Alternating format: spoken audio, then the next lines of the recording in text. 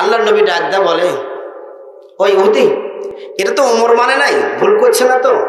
ইহুদা ডাক দা বলে, ইয়া রাসূলুল্লাহ, আমি ভুল করি নাই, আবু বকর মারছে। আবু বকরের জন্য বিচার আপনার কাছে, আমাকে মারছে, যে জোড়া আমাকে মারছে সেই জোড়া আমিও মারবো, এটা আপনার কাছে বিচার থাকলো। আল্লাহর নবী বলে, ঠিক আছে, যেহেতু তোমাকে মারছে তুমিও মারবে, এটাই তো সঠিক বিচার, ঠিক কিনা বলেন? আমার রাসূল ইনসাফগার ছিল কিনা বলেন? বিচারের দিক দিয়ে আমার রাসূল নাই ছিল, সকল দিক দিয়ে আমার রাসূল নাই। আজকে যারা বিচারের মসনদে বসে আছে, বিচার কার্যে যারা বিচার করতেছে, সঠিক বিচার করছে নাকি ব্যাঠিক বিচার করছে? অপরাধী যারা, সঠিক যারা অপরাধী, আসলে যারা সত্য অপরাধী, এই অপরাধীগুলো জেলখানায় গিয়ে সেখান থেকে আবার মেহেদিরাঙ্গা হাত নিয়ে বের হয়ে আসে। আর যারা নিরপরাধী মানুষ, এই সমস্ত আল্লাহ ওয়ালাদেরকে জেলখানায় বন্দি করে রাখছে। আল্লাহ তাআলা আমাদেরকে দেখতেছে, সবকিছু বিচার করবেন কে বলেন তো? আলাইসাল্লাহু বিআহকামিল হাকিমিন। লিমানিল মুলকুল ইয়াউম লিল্লাহি ওয়াহিদুল কাহ্হার। আল্লাহ তাআলা সেই দিনে যখন বিচার কার্যে, বিচারের মসনদ আমার আল্লাহ যখন বসবে, সেখানে কেমন আমার আল্লাহ বিচার করবে? আল্লাহ তাআলা আমাদেরকে এগুলো কথা বুঝে আমল করার তৌফিক আল্লাহ দান করুন, সকলে বলেন আমিন। আমার রাসূল নাই বিচার করবেন। ডাক দেয়া বলি, ইহুদি তুমি দাঁড়াও, ওই যে আবু বকর আসতেছে। আবু বকর সিদ্দিক রাদিয়াল্লাহু তাআলা আনহু এবার ইহুদিকে দূর থেকে দেখে পাইছে। দেখতে পেয়ে হযরত আবু বকর সিদ্দিক রাদিয়াল্লাহু তাআলা আনহু আরেকটু মশাল নিয়ে ইহুদির বাচ্চাটা দ্বারা আছে আরেকটা মারবো বলে আবু বকর সিদ্দিক দূর থেকে আবার প্রিপারেশন নিচ্ছে, নিয়ে সামনে দিকে যাই। আর ইহুদি রাসূলের পিছনে একটু নড়াচড়া করে আর ডাক দেয় বলে, ও মুহাম্মদ, তাকিয়ে দেখেন না কেন? ওই যে আবু বকর আসতেছে, এমন ভাবে তার ভাবমূর্তি দেখে মনে হচ্ছে আবারও মারবে। আল্লাহর নবী বলে, আসতে দাও না কেন? আবু বকর সিদ্দিক রাদিয়াল্লাহু তাআলা আনহু আমার রাসূলের সামনে যখন আসছে, এইবার আল্লাহ রাসূল জিজ্ঞাসা করে, ও আবু বকর, তুমি কি ইহুদিকে মারছো নাকি? আবু বকর সিদ্দিক রাদিয়াল্লাহু তাআলা আনহু বলে, আমি আমার জন্য মারি নাই ইয়া রাসূলুল্লাহ। সুবহানাল্লাহ বলবেন না? আমি আমার জন্য মারি নাই। এইবার ডাকতে বলেন, তুমি যে মারো নাই, তোমার পক্ষে কি কোনো সাক্ষী আছে নাকি? বলে, আল্লাহ আমার পক্ষে তো কোনো মুহূর্তে সাক্ষী নাই। আল্লাহ নবী বলে, তাহলে তুমি যে মারছো তাকে, যেহেতু তুমি বলতেছো তোমার জন্য মারো নাই, মারছো তো, আর যে তুমি বলতেছো আমার জন্য মারি নাই, যার জন্য মারো না কেন, তোমার সাক্ষী নাই। সুতরাং যখন তুমি সাক্ষী দাঁড় করাইতে পারছো না, তাহলে আবু বকর তোমাকে এরকম ভাবে ঘুষি খাইতে হবে, এটা আমার রাসূল বলে দিলেন। এইবার ইহুদি এইবার মনে মনে হাসতেছে, যাই হোক, আমি তো এবার আবু বকরকে মারতে পারবো, এই প্রস্তুতি নিয়ে আছেন। বলেন তো, আমার আল্লাহ ইমানদারদের পক্ষে আছে না নাই? এই ফায়সালা হবে কোথায় থেকে? আল্লাহর পক্ষ থেকে ফায়সালা হবে, আল্লাহর পক্ষ থেকে ফায়সালা হবে। আবু বকর সিদ্দিক ডাকতে বলে, ইয়া রাসূলুল্লাহ, ঠিক আছে, আমি মেনে নেব, কোনো সমস্যা নাই, মানবো। আল্লাহ তাআলা রাসূল যখন ফায়সালা দিয়ে দিলেন, সঙ্গে সঙ্গে জিবরিল আমিন এসে আমার নবী মুহাম্মদুর রাসূলুল্লাহ সাল্লাল্লাহু আলাইহি সাল্লামকে ডাক দিয়ে বলে, ইয়া রাসূলুল্লাহ, আল্লাহ তাআলা আমার আবু বকরের পক্ষে সাক্ষী দিয়েছেন যে, আবু বকরের পক্ষে সাক্ষী দিয়েছেন যে ওই ইহুদি আল্লাহ তাআলা এবং রাসূলকে গালি দিয়েছে, আর আবু বকর মেরেছে নিজের জন্য নয়, আল্লাহ এবং রাসূলের জন্য মেরেছে। জোরে জোরে কোন সুবহানাল্লাহ। لقد سمع الله قول الذين قالوا إن الله فقير ونحن أغنياء। আল্লাহু আকবার বলেন। আল্লাহ বলে, আমি শুনেছি ওই ইহুদি বলেছে আল্লাহ তাআলা ফকির, আমরাই তো ধনী, এটা বলেছে। আমি আল্লাহ আবু বকরের পক্ষে সাক্ষী দিলাম। জোরে জোরে মারহাবা। তাহলে বলেন তো, আবু বকর সিদ্দিক রাদিয়াল্লাহু তাআলা আনহু নিজের জন্য মারে নাই, ঠিক কিনা বলেন? আজকে ইসলামের জন্য, ইসলামের উপরে যদি আঘাত আসে, আমার রাসূলের উপরে যদি আঘাত আসে, আমরা আমাদের জীবনকে উৎসর্গ করব কার জন্য? জোরে বলেন। আমাদের সময়কে উৎসর্গ করব কার জন্য? জীবনকে উৎসর্গ করব আল্লাহর জন্য। আল্লাহ তাআলা আমাদের জীবন এবং জান মালকে আল্লাহ কবুল করে নিক। জোরে বলেন আমিন। তাহলে আবু বকর সিদ্দিক রাদিয়াল্লাহু তাআলা আনহু নরম সাহাবী গরম বানাইছে কে? ইহুদি। কি কারণে? ইসলামকে গালি দিয়েছে, ঠিক কিনা? ইমানদারদেরকে গালি দিয়েছে। ইসলাম শান্তির ধর্ম, ঠিক কিনা বলেন? জঙ্গিবাদ ইসলাম পছন্দ করেন না, ঠিক কিনা বলেন? মারামারি, ধারাধারি, আগুন দেওয়া দিয়ে এগুলো ইসলাম পছন্দ করে না। তবে যদি ইসলামের বিরুদ্ধে কেউ কথা বলে, ইসলামের উপরে কেউ আঘাত আনে, আমার রাসূলের উপরে যদি কেউ আঘাত আনে, আমার রাসূলের চরিত্র নিয়ে যদি কেউ কথা বলে, তাহলে এই নরম ইসলাম আবার একটু গরম হতে বলছে। জনগণ, ঠিক কিনা? কার জন্য বলেন তো? আল্লাহ আমাদেরকে এগুলো কথা বোঝার তৌফিক আল্লাহ দান করুন। সকলে বলেন আমিন। ইয়া আইয়ুহাল্লাযীনা আমানুত্তাকুল্লাহা হাক্কা তুকাতিহি, আল্লাহ ডাকদা বলে, হে ঈমানদারগণ, তোমরা আল্লাহকে ভয় করো। তারা কারা আল্লাহকে ভয় করে? যারা ঈমানদার, ঠিক কিনা বলেন? আল্লাহর ভয় যার অন্তরের ভিতরে থাকবে, সে কখনো গুনার কাজ করতে পারে না, ঠিক কিনা? গুনার কাজ করতে পারবে? আল্লাহর ভয় যদি কার অন্তরের ভিতরে থাকে, সে কখনো গুনার কাজ করতে পারবে না। কারণ গুনার কাজ যখনই করতে যাবেন, তখন আল্লাহ তার অন্তরের ভিতরে ভয় দিয়ে রাখছে, আল্লাহর কথা স্মরণ হবে। যেরকম, ঠিক কিনা? যুব সমাজ যখন গানের আসরে যখন বসবে, মদের আড্ডায় যখন বসবে, যদি আল্লাহর ভয় অন্তরের ভিতরে থাকে, মদের বোতল হাতে নিতে পারে না। যেরকম, ঠিক কিনা? গান যখন বাজেন, যুব সমাজের ভিতরে যদি আল্লাহর ভয় থাকে, সে কখনো গান বাজাইতে পারে না। যে যুবকের ভিতরে আল্লাহর ভয় থাকবে, সে কখনো হ্যাপি নিউ ইয়ার পালন করতে পারে না। যেরকম, ঠিক কিনা? সে কখনো পালন করতে পারবে না। আল্লাহ রাসূল বলেছেন, হাসরের ময়দানে আল্লাহর আরশের ছায়া ছাড়া অন্য কোন ছায়া থাকবে না। যেই ছায়ার ভিতরে 7 শ্রেণীর লোক ওই ছায়াতে আশ্রয় পাবে, তার ভিতরে ওই যুবকটা পাবে, যে যুবকটা যৌবনকালটা আল্লাহর রাহে ব্যয় করেছে। যেরকম, আল্লাহু আকবার। যেই যুবক তার যৌবনকালটা আল্লাহর রাহে ব্যয় করেছে, কারণ যৌবনকালের ইবাদত আল্লাহর কাছে খুবই দামি, ঠিক কিনা বলেন? যে যৌবন কালে ইবাদত করবে, ইবাদত করতে করতে বার্ধক্য বয়সে পৌঁছে গেলে, আমার আল্লাহ রাব্বুল আলামিন বার্ধক্য বয়সে যদি অল্প আমল করতে পারে, রুকু দিয়েছে, সেজদা দিতে হবে। একটা সেজদা দেওয়ার পর আর খেয়াল নাই কয়টা দিল, 2টা জায়গা 3টা মারছে সেজদা। এরকম হয় না? বার্ধক্য বয়সে পৌঁছে গেলে 2টা জায়গা 3টাও সেজদা মারে, ঠিক কিনা? রুকু দেওয়ার জায়গা সেজদা মারে, এরকম হয় কিনা? যুবক বয়সে যদি ইবাদত করে বার্ধক্য বয়সে পৌঁছে যায়, এই ভুল করবার কারণে আল্লাহ তাআলা ডাক দিয়ে বলে, এই ভুলটা আমার কাছে ভুল নয়, আমার কাছে নেক হিসাবে কবুল হয়ে যাবে। যেরকম, সুবহানাল্লাহ। যৌবনকালের ইবাদতের দিকে লক্ষ্য করি আমি আল্লাহ, বার্ধক্য বয়সের ত্রুটি ইবাদতটাও আমি আল্লাহ কবুল করে নিব। যেরকম, আমিন। তার যৌবনকাল আল্লাহর রাহে আল্লাহর ইবাদত করার দরকার আছে কিনা বলেন? যৌবনকালে সবকিছু আপনি কামাই করবেন যৌবনকালে, জিহাদ করবেন যৌবনকালে, যুদ্ধ করবেন যৌবনকালে, প্রেম প্রীতি যা করেন না কেন করবেন যৌবনকালে, ঠিক কিনা বলেন? যা হবে যৌবনকালে হবে। এই যৌবনকালে যদি আল্লাহর ভয়টা অন্তরে থাকে, তাহলে এই যুবকটাই আল্লাহ আরো সে নিচে স্থান পাবে। যেরকম, ঠিক কিনা? আল্লাহ আমাদেরকে যুবক ভাইয়েরা যারা আছেন, আল্লাহ তারা আপনাদের অন্তরের ভিতরে, আমার অন্তরের ভিতরে আল্লাহর ভয় সৃষ্টি করবার তৌফিক আল্লাহ দান করুন। সকলে বলেন আমিন। যে জাতির যুব সমাজ ঠিক, সে জাতি পুরোটাই ঠিক, ঠিক কিনা? আজকে বিভিন্ন দিকে দেখলে লক্ষ্য করে দেখা যায়, সমস্ত কিছুর সামনে যুবক, মিটিং মিছিল যা কিছু সবকিছুর সামনে যুবক, ঠিক কিনা? বুড়োগুলো পিছনে, ঠিক না? যা মারতেছে যুবকরা, লাফালাফি ঝাপাঝাপি যা করতেছে যুবকেরা করতেছে, যুবক দিয়ে সব হচ্ছে, ঠিক কিনা? তবে ইদানিং লক্ষ্য করে দেখা যাচ্ছে অনেক যুবকেরা গান আর শুনতেছে না, কম শুনতেছে। এই সমস্ত যুবকেরা এখন কোরআনের তাফসীর শুনতে লাগছে। যেরকম, আমিন। অনেক যুবকদেরকে দেখা গিয়েছে যে এই যে ফেসবুক প্রোফাইলে অন্যান্য মেসের ছবি দিয়ে রাখতো, মেসের ছবি প্রোফাইলে দিয়ে রাখতো। অনেক যুবককে এখন দেখা যায় যে আলেম ওলামার ছবি দিতে লাগছে। আল্লাহ কবুল করুন। সকালে বলেন আমিন। কোরআনের ছবি যাচ্ছে, মদিনাতুল মুনাওয়ারা, মক্কাতুল মুকাররমা, এই সমস্ত পিক দিয়ে এটা করতেছে।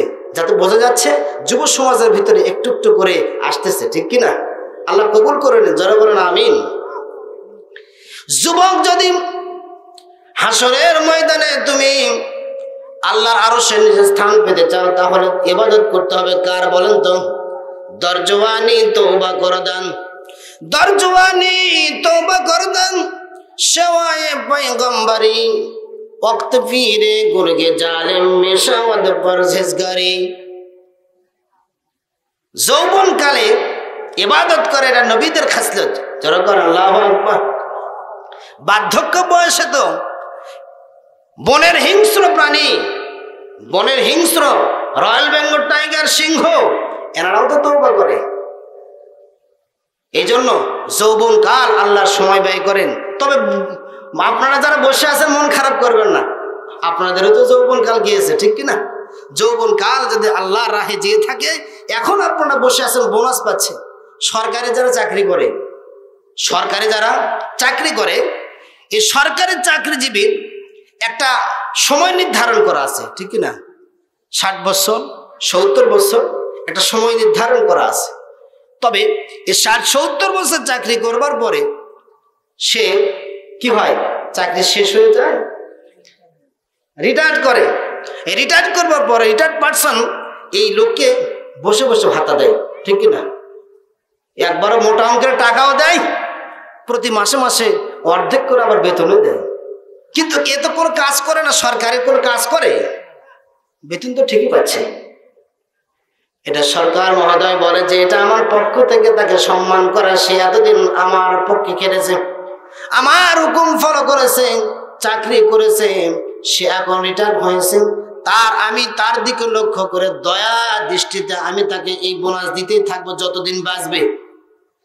মরে যাওয়ার পরেও তার স্ত্রী যদি বেঁচে থাকে সেও পায়, ঠিক কিনা বলেন? এরকম অবস্থান আছে কিনা? দুনিয়ার সৃষ্টি মানুষের ভিতরে যদি এরকম দয়া থাকে, আমার মাওলার ভিতরে দয়া আছে কিনা?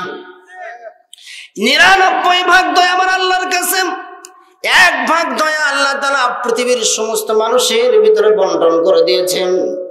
এই সামান্য 1 ভাগ বন্টন নিয়ে মানুষের উপর দয়া করতে পারলে আমার আল্লাহ আপনার উপর, আমার উপরে কি দয়া করবেন না? করবেন, এটা বিশ্বাস হয়? তাহলে এখন থেকে তওবা করব, যাই যেখানে বসে আছে এখান থেকে আমরা তওবা করব। আল্লাহ, অতীতে যত গুনাহ করেছি মাফ করে দেন।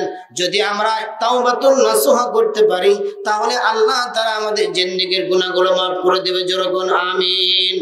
ইয়া আইয়ুহাল্লাযীনা আমানু তুবু ইলাল্লাহি তাওবাতান নাসুহা।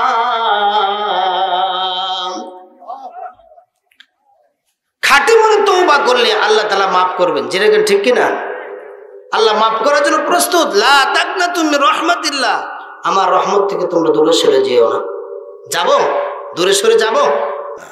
আপনাদের সামনে আল্লাহর ওলি আসতেছে, এসে কথা বলবে, আপনার রুহানি খোরাক দেবে। আমাদের শরীরের ভিতরে এমন একটা বস্তু আছে যেটা হলো রূহ। আমাদের শরীর ঠিক রাখবার জন্য, শরীরকে সুস্থ রাখবার জন্য পার্থিব জগতে জমিন থেকে উৎপন্ন খাবার খেয়ে আমরা শরীরকে সতেজ রাখতেছি, ঠিক রাখতেছি, ঠিক কিনা? আর আমার রুহের খোরাকটা কি? বলে আল্লাহর ইবাদত। রুহের খোরাক কি? আল্লাহর ইবাদত, আল্লাহর জিকির, আল্লাহর স্মরণ। আলা বিযিকিরিল্লাহি তাতমাইন্নুল কুলুব। আল্লাহর স্মরণ, আল্লাহর জিকিরে অন্তর শান্তি পায়, ঠিক কিনা? শান্তিপূর্ণ জগৎ খুঁজলে পাওয়া যাবে? পাওয়া যাবে না। ইসলামের ভিতরে শান্তি আছে, রাসূলের আদর্শের ভিতরে শান্তি আছে, অন্য কোন পথে শান্তি নাই, অন্য কোন মতের উপর শান্তি নাই। শান্তি আছে কি বলেন?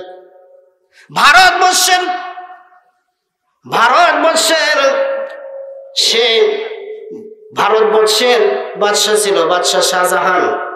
নাম কি? বাদশাহ শাহজাহান ভারতবর্ষের বাদশাহ।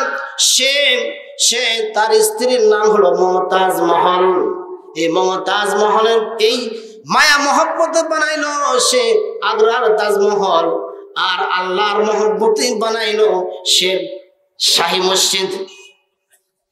মসজিদ বানাইলো বাদশাহ শাহজাহান, মসজিদ বানাইলো আর স্ত্রীর মহব্বতে বানাইলো বালাখানা। বালাখানা বানানোর পরে এইবার মসজিদে যাকে নিয়োগ দিয়েছে সে একজন খাদেম, সামান্য কয়েক টাকা বেতনে নিয়োগ দিয়েছে, মাত্র 5,000 টাকা বেতন। কয় হাজার?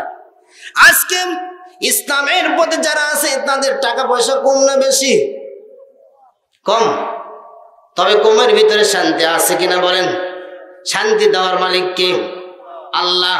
আল্লাহ বলেছেন, এ বান্দা তোমরা যদি আমার পথে চলো, 5 ওয়াক্ত নামাজ ইমামের সাথে গুরুত্ব সহকারে আদায় করো, তাহলে আমি তোমাদেরকে 5টি পুরস্কার দিব। প্রথম যে পুরস্কার সেটা হলো রিজিকের অভাব আল্লাহ দূর করে দিবে। যেরকম আমিন। আল্লাহ কবুল করে নেন। 5 ওয়াক্ত নামাজ আল্লাহ সকলকে বানায় নেই। সকলে বলেন আমিন। 5 ওয়াক্ত নামাজ পড়বেন তো ইনশাআল্লাহ, আল্লাহ কবুল করে নেন। আল্লাহ তাআলা 5 ওয়াক্ত নামাজ এটা আল্লাহর হুকুম। যদি আমি ইমানদার হই, মুসলমান হই, তাহলে 5 ওয়াক্ত নামাজ পড়ার দরকার আছে কিনা বলেন? আল্লাহ আমাদেরকে 5 ওয়াক্ত নামাজ পড়বার তৌফিক দেয়। বাদশাহ শাহজাহান আগ্রার তাজমহল বানাইছে। আগ্রার তাজমহল আর শাহী মসজিদ বানানোর পরে মসজিদে নিয়োগ দিয়েছে একজন খাদেম। এই খাদেমের বেতন মাত্র 5,000 টাকা। কয় হাজার টাকা? 5,000 টাকা বেতনে চাকরি করে। 5,000 টাকা বেতনে চাকরি করে, আল্লাহর শুকরিয়া করে। আর বাদশাহ শাহজাহান সে সারাদিন সিংহাসনে বসে ভারতবর্ষ সে শাসন করে। যখন সারাটা দিনে কাজকর্ম শেষ হয়ে যাওয়ার পরে রাতের বেলা তার বাসায় চলে যায়। বাসায় যাওয়ার পরে সে সারাটা রাত ঘুম পারে, আবার পরের দিনে এসে আবার সে পরের দিন এসে সিংহাসনে বসে। সিংহাসন থেকে আবারও যাই। এইবার একদিন সিংহাসন থেকে সে বাদশাহ শাহজাহান বাসায় গিয়ে বিছানার উপরে ফুলসজ্জা বিছানার উপরে শুয়েছে, কিন্তু তার ঘুম আসে না। ঘুম দেওয়ার মালিক কে? মনের ভিতরে অশান্তি থাকলে কি ঘুম আসে নাকি? ধন সম্পদ যত অন্যায় ভাবে হবে তত অশান্তি বাড়বে, ঠিক কিনা? ধন সম্পদ যত বেশি হবে তত অশান্তি বাড়বে। ফালা তুজিবুকা আমওয়ালুহুম ওয়ালা আওলাদুহুম ইন্নামা ইউরিদুল্লাহু লিয়ুআযিবাহুম ফিল হায়াতিদ দুনিয়া। আল্লাহ ডাকতে বলে, নবী গো, তাদের ধন সম্পদ, তাদের এই সমস্ত কিছু দেখে আপনি আশ্চর্য হবেন না। ধন সম্পদ এগুলো হলো দুনিয়ার পরীক্ষার বস্তু, ঠিক কিনা? ধন সম্পদ হলেই যে শান্তি, শান্তি দেওয়ার মালিক কে? সুখ আর শান্তি দুটো আলাদা জিনিস। সুখের সম্পর্ক আমরা যে বাহ্যিক ভাবে যে শরীর দেখতেছি, শরীরের সাথে সম্পর্ক সুখের, আর শান্তির সম্পর্ক কলবের সাথে। যেরকম ঠিক কিনা? কলবের ভিতরে শান্তি দেবে কে? যদি আমরা আল্লাহকে মানি, আল্লাহ কলবের ভিতরে শান্তি দিবে। আমরা সুখ চাই না, শান্তি চাই। একজন টাকা পয়সা সবকিছু আছে কিন্তু মনে শান্তি নাই, ঘুমের ঘরে গেলে ঘুম ধরে না, ওটা কি শান্তি বলে? ওটা কি সুখ বলে? সুখ আছে কিন্তু শান্তি নেই। শান্তি একটা আলাদা জিনিস। বাদশাহ শাহজাহান এইবার বাসায় গিয়ে বিছানার উপরে যখন শুয়েছে, একাত ওকাত হয় কিন্তু ঘুম ধরে না। ঘুম ধরে না, পেরেশান, হাজারো পেরেশান তার মাথায় ভিড় করছে। বিভিন্ন কথাবার্তা তার মাথায় ভিড় করছে। সে আর ঘুমাইতে পারে না। উঠে এইবার বেলকুনিতে এসে এইবার পায়চারা করতেছে, ঘোরাফেরা করতেছে। তার বাসা থেকে দিল্লির শাহী মসজিদ দেখা যায়। এই শাহী মসজিদের দিকে তাকিয়ে দেখে গভীর রাত্রে আকাশ থেকে একটি আলো ওই মসজিদের উপরে পড়েছে। যেরকম আমিন, আল্লাহু আকবার, সুবহানাল্লাহ। আকাশ থেকে একটা আলো এসে মসজিদের ছাদের উপরে পড়েছে। বাদশাহ শাহজাহান এবার দূর থেকে দেখলো, কি ব্যাপার, এই আলোটা তো আকাশ থেকে আসছে। আকাশের দিকে তাকিয়ে দেখে কোনো কুল কিনার খুঁজে পাওয়া যায় না, কিন্তু ওই আলোটা এসে ছাদের উপরে পড়েছে। বাদশাহ শাহজাহান দেখে বলে, আমার মনের ভেতর কৌতূহল জাগলো, মনে হয় ছাদের উপরে পড়ে শেষ নয়, এই আলোটা মনে হয় ছাদ ভেদ করে ভিতরে প্রবেশ করেছে। এই জন্য বাদশাহ শাহজাহান তার ঘুম ধরে না, মনের ভিতরে শান্তি পাচ্ছে না, অশান্তি অশান্তি অশান্তি। অশান্তি নিয়ে ঘুম ধরে না, বাসা থেকে বের হয়ে এবার 1 পা 2 পা করে চলে এসেছে। 1 পা 2 পা করে যখন চলে এসে মসজিদের জানালায় দাঁড়িয়ে মসজিদের ভিতরে উঁকি মেরে দেখে যেই মসজিদের খাদেমকে 5,000 টাকা বেতন দিয়ে নির্ধারণ করা হয়েছিল, সে 5,000 টাকার উপরে খুশি হইয়া সে মসজিদের খাদেমি করে মসজিদের দায়িত্ব ঠিক মতো পালন করছে। আর গভীর রাত্রে মাওলার কাছে উঠে 2টা হাত পেতে তার জিন্দেগীর অপরাধের কথা বলে। ওই বান্দা সিজদায় পড়ে আছে, আর আকাশ থেকে যে আলো আসছে এই নূরের আলোটা ছাদ ভেদ করে ওই আল্লাহর বান্দার মাথার উপর পড়েছে। যখন সুবহানাল্লাহ। শাহজাহান এটা দেখেছেন, দেখবার পরে তার অন্তরের ভিতরে বলে, ওগো আল্লাহ, আজকে আমি এই ভারতবর্ষের আমি মহারাজ, আমি রাজা বাদশাহ, আমার ধন সম্পদ টাকা পয়সার অভাব নাই, তবে মনে শান্তি নাই। কিন্তু আমি যে খাদেমকে মাত্র 5,000 টাকার বেতন নির্ধারণ করেছি, তার মনের ভিতর কত শান্তি। সারাটা রাত ঘুম পারবার পরে গভীর রাত্রে উঠিয়া মাওলার কুদরতের পায়ে সেজদা করেছে। যখন সেজদা করেছে আমার আল্লাহর পক্ষ থেকে রহমতের আলো এই বান্দার উপরে পড়ছে। যখন সুবহানাল্লাহ।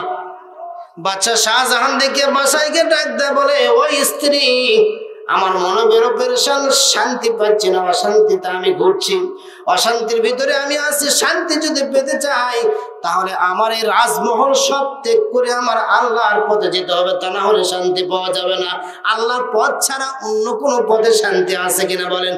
কোনো শান্তি নেই। বাদশা শাহজাহান কোন রকম ভাবে রাত কাটাইয়া পরের দিনই সকালে রাজ সিংহাসনে বসে তার অধীনস্থদেরকে ডাক দিয়ে বলে, যাও যাও, আমার ওই মসজিদের খাদেম সাহেবকে ডেকে আনো। খাদেম সাহেবকে ডাক দিয়েছে। খাদেম সাহেব, ও খাদেম সাহেব আছেন? বলে, কে?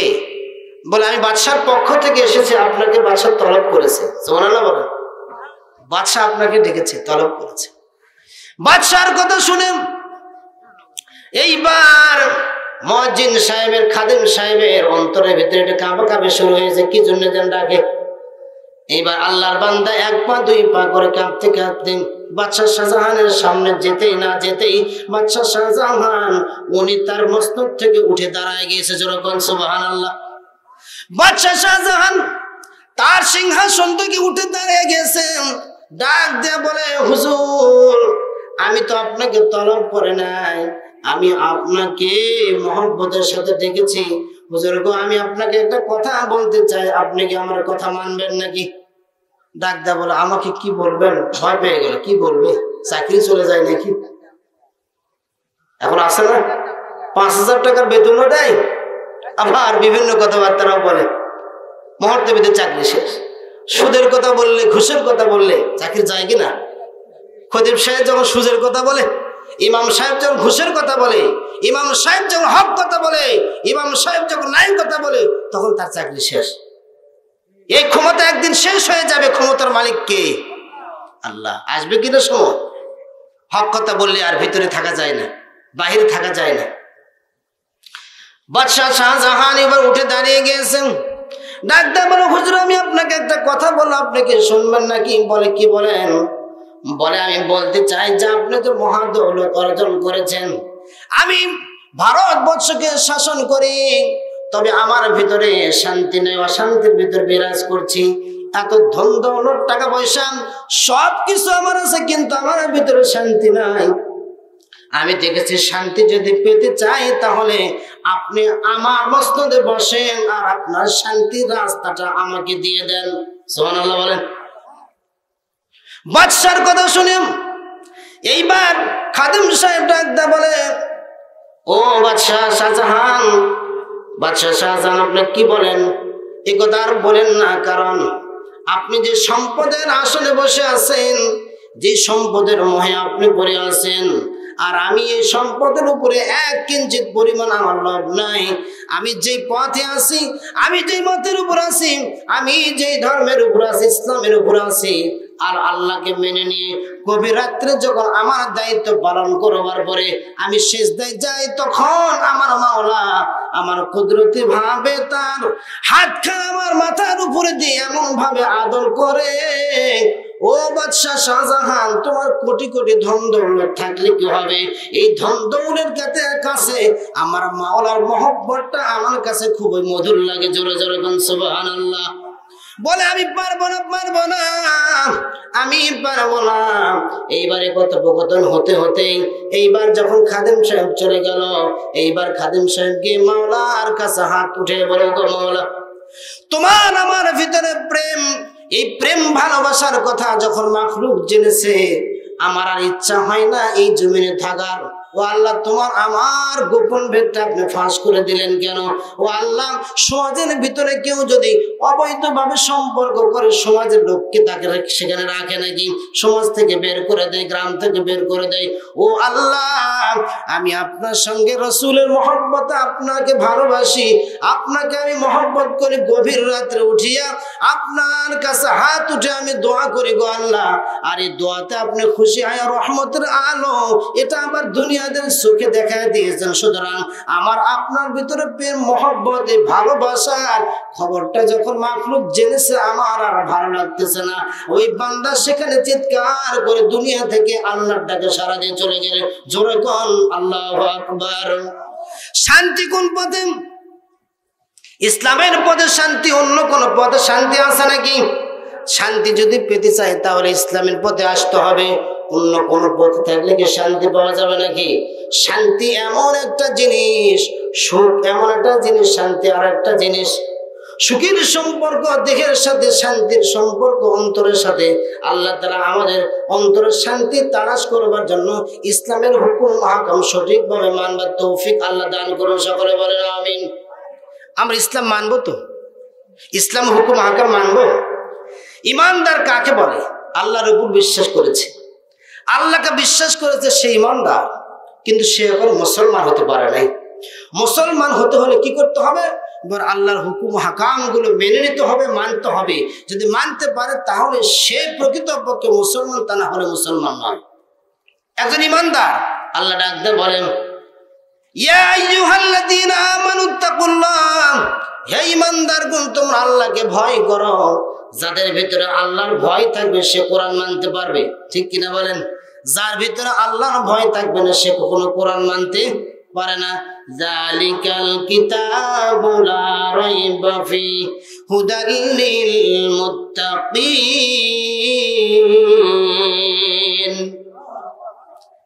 এই হিদায়াত কার জন্য? মুত্তাকিদের জন্য, যারা আল্লাহকে ভয় করে।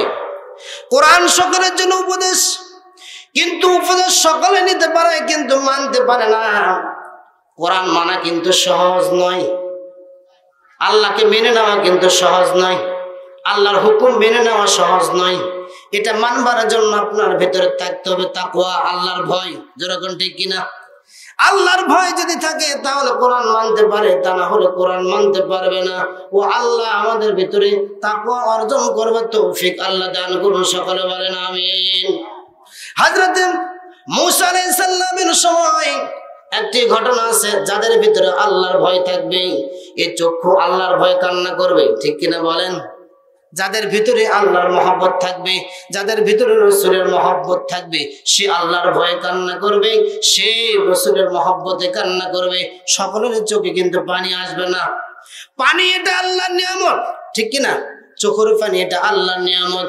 আল্লাহর নবী বলেছেন, হাসরের ময়দানে বান্দার ইখলাসের সাথে যদি আল্লাহর ভয়ে, রাসূলের মহব্বতে চোখ থেকে এক ফোঁটা পানি পড়ে, এই এক ফোঁটা পানি ওই বান্দার জাহান্নামে নিভিয়ে দেওয়ার জন্য বান্দার জন্য যথেষ্ট হবে। হাসরের ময়দানে এক ফোঁটা চোখের পানি দিয়ে জাহান্নাম আল্লাহ নিভিয়ে দিতে পারে কিনা বলেন? আল্লাহ তাআলা আমাদেরকে আল্লাহর ভয়ে কন্দন করবার তৌফিক আল্লাহ দান করুন। সকলে বলেন আমিন। হযরত মূসা আলাইহিস সালামের জামানায় আল্লাহর নবী মূসা আলাইহিস সালাম হেঁটে হেঁটে যাচ্ছেন, হঠাৎ করে শুনতে পাইলেন সেখান থেকে কান্নার আওয়াজ ভেসে আসতেছে। এক পা দুই পা করে হযরত মূসা আলাইহিস সালাম সামনের দিকে গেলেন, যে দেখেন সেখান থেকে কান্নার আওয়াজ ভেসে আসে। আল্লাহ নবী মুসা আলাইহিস সালাম সেখানে গিয়ে দেখে একটা পাথর। কি পাথর? এই পাথরটা আল্লাহর ভয়ে কান্না করতেছে। সুবহানাল্লাহ বলেন। সুম্মা ফাসাদ কুলুবুকুম মিন বা'দি যালিকা ফাহিয়া কাল হিজারা। হিজারা মানে কি? পাথর। আল্লাহ তাআলা যখন বলেছে ওয়াকুদুহান নাসু ওয়াল হিজারা, মানুষ এবং পাথর দিয়ে আল্লাহ তাআলা জাহান্নামকে ভরাইবে, এই পাথর আল্লাহর ভয়ে কান্না করে। মুসা আলাইহিস সালাম ডাক দিয়ে বলে, পাথর কেন কান্না করিস? পাথর ডাক দিয়ে বলে, ও আল্লাহর নবী মুসা, আমার আল্লাহ জাহান্নামে আমাকে দিবে, এই ভয়ে আমি আল্লাহর ভয়ে কান্না করতেছি। আল্লাহর নবী মুসা আলাইহিস সালাম ডাক দিয়ে বলে, পাথর তুমি কান্না করো না, আমি আল্লাহর কাছে দোয়া করতেছি, আল্লাহ তাআলা তোমাকে জাহান্নামের কঠিন আযাব থেকে বাঁচিয়ে দিবে। মুসা আলাইহিস সালাম আল্লাহর কাছে হাত উঠে বলে, গো আল্লাহ, এই পাথর আপনার জাহান্নামের ভয়ে কান্না করছে, এই পাথর আপনার ভয়ে কান্না করছে, গো আল্লাহ, আপনি এই পাথরকে জাহান্নামে দিয়েন না। মুসা আলাইহিস সালাম আল্লাহর কাছে দোয়া করলে আল্লাহ তাআলা বলে, মুসা যাও যাও যাও, ওই পাথরকে আমি আল্লাহ জাহান্নামে দেব না। মুসা আলাইহিস সালাম এবার ডাক দেয়, বলে, পাথর তুমি কান্নাটা বন্ধ করে দাও, কান্না বন্ধ করো, আল্লাহ বলেছে তোমাকে জাহান্নামে দিবা না। এই বলে মুসা আলাইহিস সালাম চলে গেলেন। কাজ সারবার পরে আবারও মুসা আলাইহিস সালাম একদিন ওই রাস্তা দিয়ে হেঁটে যায়, আবারও কান্নার আওয়াজ ভেসে আসে। এবার মুসা আলাইহিস সালাম এক পা দুই পা করে আবারও কাছে গিয়ে দেখে সেই পাথরে কান্না করতেছে। সুবহানাল্লাহ বলেন। ডাক দেয়, বলো, গো পাথর তুমি কেন কান্না করো? আমি আল্লাহকে বলেছি আল্লাহ তাআলা তোমাকে জাহান্নামে দিবে না, তারপরও কেন কান্না করো? এইবার পাথরের জবান খুলে গেছে। পাথরের জবান খুলে দেওয়ার মালিক কে বলেন তো? আল্লাহ, ঠিক কিনা? যদি আল্লাহ বলে, রে পাথর পাথর তুমি কথা বলো, ওই পাথর কিন্তু কথা বলতে পারে, জনগণ, ঠিক কিনা? পাথর এবার ডাক দেয়, বলো, গো নবী মুসা, তুমি যখন আল্লাহর কাছে দোয়া করেছো আর আমার কান্না শুনবার পরে তুমি দাঁড়াইছো, কান্না শুনেই তো আল্লাহর কাছে দোয়া করেছো, আর আমার কান্না নিয়ে আল্লাহর কাছে যখন আরজ করেছো, আল্লাহ তাআলা তোমার প্রার্থনাকে কবুল করেছে, দোয়াকে কবুল করেছে, আমাকে জাহান্নামে দিবে না। যেই আল্লাহ আমার চোখের পানির দিকে তাকাইয়া জাহান্নাম থেকে মুক্তি করে দিল, সেই আল্লাহর জন্য আমি পাথর যতদিন এই জমিনে থাকবো ততদিন আমার চোখের পানি পাথর, আমি চোখের পানি আল্লাহর জন্য বিসর্জন দিব। জোরে জোরে বলুন সুবহানাল্লাহ। পাথর যদি আল্লাহর ভয়ে কান্দে, আমার আপনার কান্না করার দরকার আছে কিনা? আমার আপনার কান্না করা দরকার আছে। গভীর রাত্রে মাওলা প্রথম আসমানে আল্লাহর রহমতে সে ডাকতে থাকে, কেউ আসো নাকি গুনাহগার, তোমাদের জিন্দেগির গুনাহগুলো আমি আল্লাহ মাফ করে দেব। আল্লাহ ডাকতে থাকে। আল্লাহর কি দরকার পড়েছে বান্দাকে ডাকার? আমরা তো আল্লাহর সৃষ্টি, আল্লাহ আমার স্রষ্টা, কিন্তু আল্লাহ তাআলা বান্দাকে মোহাম্মত করে ডাকে, এ গুনাহগার আসো নাকি কেউ আমার কাছে বলো, আমি তোমাদের জিন্দেগির গুনাহগুলো মাফ করে দেব। ডাকে কে? আল্লাহ ডাক দেয়, বলেন, ইন্নাসিতানি ওয়া যাকারতুকা। হাদিসে কুদসিতে আল্লাহ তাআলা বলেছেন যে, এ বান্দা, তোমরা যদি আমি আল্লাহকে ভুলে যাও, আমি আল্লাহ তোমাদেরকে ভুলবো না। সুবহানাল্লাহ বলেন। আল্লাহ কি আপনি আমাকে বলে? সুন্দরভাবে ঘুমিয়ে যাই। ওয়াজআলনা নাওমাকুম সুবাতাও ওয়াজআলনা আল-লাইলা লিবাসাও ওয়াজআলনা আন-নাহারা মাআশা। আল্লাহ ডাক দিয়ে বলেন, আমি তোমাদের চোখের ঘুম, সারাদিনে ক্লান্তি দূর করবার জন্য তোমাদের চক্ষু রাত্রেবেলা আমি ঘুম দেই। সুবহানাল্লাহ বলেন। চক্ষুতে ঘুম দেয় কে? ঘুম একটা আল্লাহর নিয়ামত, যেরকম, ঠিক কিনা? আর যদি কেউ না ঘুমায় সারা রাত ফেসবুক টানে, যুব সমাজ বলেন তো আমার আল্লাহ দেখে কিনা? আল্লাহ ডাক দেয়, বলে, বাবা, এ আল্লাহর বান্দা, আল্লাহ বলে, এ আমার বান্দা, আমি তোমাদেরকে মহব্বত করে তোমাদের চোখে ঘুম দিয়েছি। কারণ কি জানো? তোমাদের রাত্রের বেলা ঘুম দিলাম এই জন্য। দিনের বেলা তো ভালো ঘুম হয় না। দিনের বেলা কি ঘুম ধরে? বিভিন্ন আওয়াজ, সন্তানের ঝামেলা, বিভিন্ন কিছু ঝামেলা, ঘুম ধরতে চায়। রাত্রে যত সুন্দর ঘুম ধরে। আল্লাহ ডাক দেয়, বলে, ওয়াজআলনা আল-লাইলা লিবাসা। আমি তোমাদের জন্য রাত্রিকে বানিয়ে দিয়েছি হিজাব, আমি তোমাদের জন্য রাত থেকে বানায় দিয়েছি তোমাদের জন্য পোশাক। যেমন পোশাক পরলে আমরা শীতের ভিতরে পোশাক পরেছেন, কত আরাম লাগতেছে, ঠিক কিনা বলেন? বসে আছেন, কত আরাম লাগতেছে। এই মুহূর্তে যদি বলা হয় সামনে আগে আসেন, কেমন লাগবে? কুসুম ভেঙে যাবে, ঠিক কিনা? রাত আল্লাহ আমাদের জন্য দিলেন ঘুম পাড়াবার জন্য। ঘুম থেকে উঠবার পর আল্লাহ ডাক দেয়, বলে এ বান্দা, তোমরা দিনের বেলা হালাল রুজি তোমরা তালাশ করবা। হালাল রুজি তালাশ করতে করতে তোমাদের শরীর ক্লান্ত হয়ে যায়। এই ক্লান্তটাকে আমি আল্লাহ দূর করবার জন্য রাতের ঘুম তোমাদের জন্য আমি আল্লাহ নিয়ামত দিয়েছি। জোরে জোরে বলেন সুবহানাল্লাহ। ঘুম দেওয়ার মালিক কে? আল্লাহ। সে আল্লাহ এখন আছে না নাই? আপনাকে আমাকে দেখছে কি দেখে নাই? রাতের অন্ধকারে যখন আমরা ঘুমাইয়া যখন ফেসবুক টিভি কিংবা যখন ভিডিও কলে কথা বলে কারোর সঙ্গে, পৃথিবীর কেউ দেখে না, দেখে কি? কিয়ামতের ময়দানে আল্লাহ তাআলা ডাক দেয়, বলে ইয়াউমা ইযিন তুহাদ্দিসু আখবারাহা। সেই দিন জমিন আপনার আমার সব খবর বলে দিবে। কথা বোঝেন না? রাত্রে কি করেছি, দিনের বেলা কি করেছি, কোথায় বসে কোন ষড়যন্ত্র করেছি, কোথায় বসে কি গুনাহ করেছি, কেউ জানে না। জানে কে? এই জমিন কথা বলবে, এটা বিশ্বাস হয়? আল্লাহ তাআলা ডাক দেয়, বলেন ইয়াউমা ইযিন তুহাদ্দিসু আখবারাহা বিআন্না রাব্বাকা আওহালাহা। যা কিছু সব কিছু বলে দিবে। গোপন থাকবে? গোপন থাকবে না।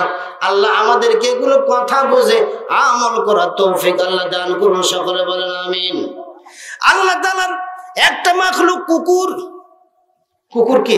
আল্লাহর মাখলুক, এটা সৃষ্টি, ঠিক না? কুকুরকে যদি আপনি একদিন খাবার দেন, এই কুকুর কিন্তু আপনার দরজা ছাড়বে না, ঠিক কিনা বলেন? এই কুকুরের ভিতরে একটা অভ্যাস আছে কি, রাতের বেলা ঘেউ ঘেউ করে, ঠিক কিনা? মনিব ডাক দেয়, বলে এই কুকুর, তোকে আমি খাবার দেই, সব কিছু দেই, তোর সব কিছুই ভালো লাগে, দুটা অভ্যাস তোর ভালো লাগে না। কয়টা অভ্যাস? কুকুর ডাক দেয়, বলে তোর দুইটা অভ্যাস ভালো লাগে না।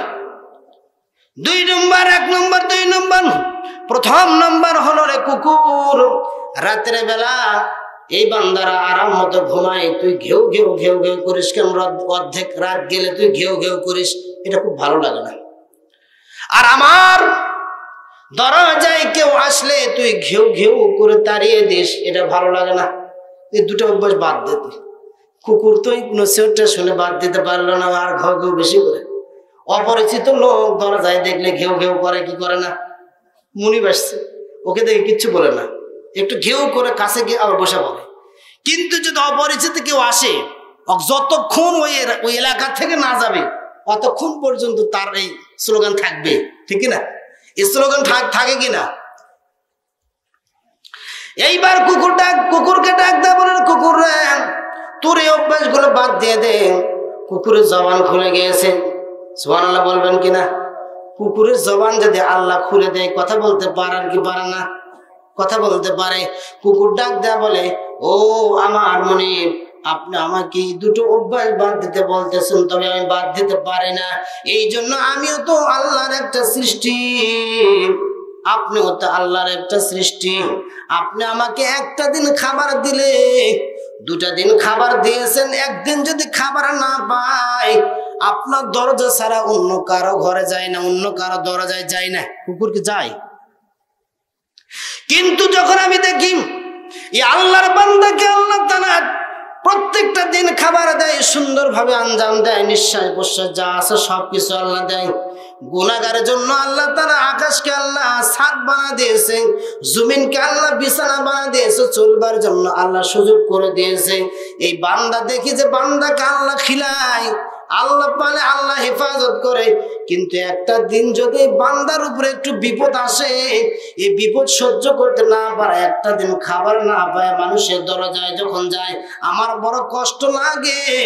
এ আল্লাহর বান্দা, তুই কেন আল্লাহর দ্বারে না যাইয়া মানুষের দ্বারে কেন যাস? এটা আমার বড় কষ্ট লাগে।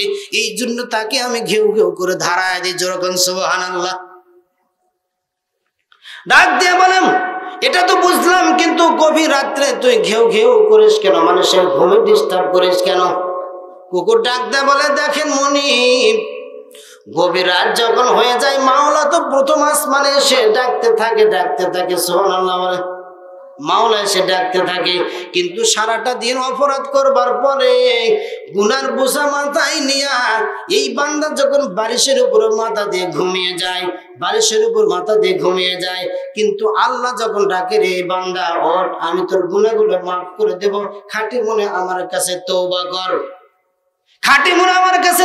কর, কিন্তু এই বান্দা ওঠে না। আর আমার এটা সহ্য হয় না, ঘুম থেকে জাগানোর জন্য আমি ঘেউ ঘেউ করে জোরে বলেন সুবহানাল্লাহ।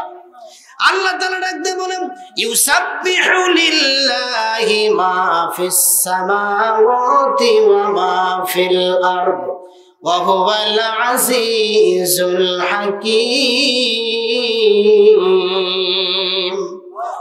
আসমান এবং জমিনে যা আছে সবাই আল্লাহর নামে তাসবিহ করে, সুবহানাল্লাহ বলে। যা আছে গাছপালা তরুলতা আল্লাহর সৃষ্টি যা আছে সবগুলো আল্লাহর নামে তাসবিহ করে, আল্লাহর শুকরিয়া করে, আল্লাহর জিকির করে, ঠিক কিনা বলেন?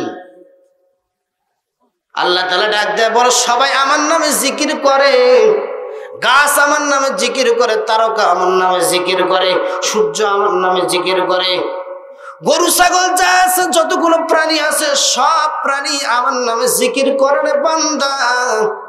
কিন্তু তুমি যখন আমাকে একবার আল্লাহ বলে ডাক দাও, সবার ডাকে আমি আল্লাহ যতটা খুশি হই না বান্দা, তোমার ডাকে তার চেয়ে আমি আল্লাহ বেশি খুশি হই, সুবহানাল্লাহ। আল্লাহ ডাক দেয়, বলে বান্দা তুমি যখন আমাকে আল্লাহ বলে ডাক দাও আমি বড় খুশি হই, মাখলুক যা আছে সবাই আমাকে ডাকে, আমার বড় মায়া লাগে, কিন্তু তুমি যখন আমাকে ডাক দাও তার চেয়ে বেশি মায়া লাগে।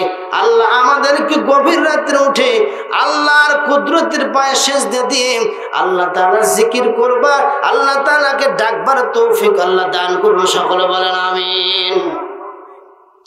আল্লাহ ডাক দেয়, বলেন ইয়া আইয়ুহাল্লাযীনা আমানুত্তাকুল্লাহা হাক্কা তুকাতিহি, হে ঈমানদারগণ তোমরা আল্লাহকে ভয় করো। কাকে ভয় করার কথা বলছে? আল্লাহকে।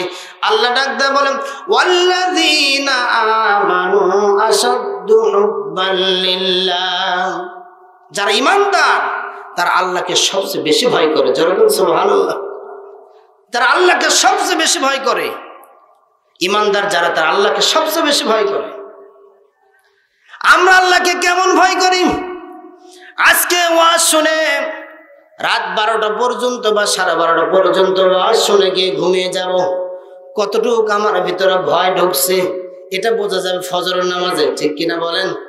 ফজরের নামাজে যদি উঠি আল্লাহর কুদরতের পায়ে সিজদা করি তাহলে আমার ভিতরে ভয় ঢুকছে, তা না হলে তো ভয় আসে নাই।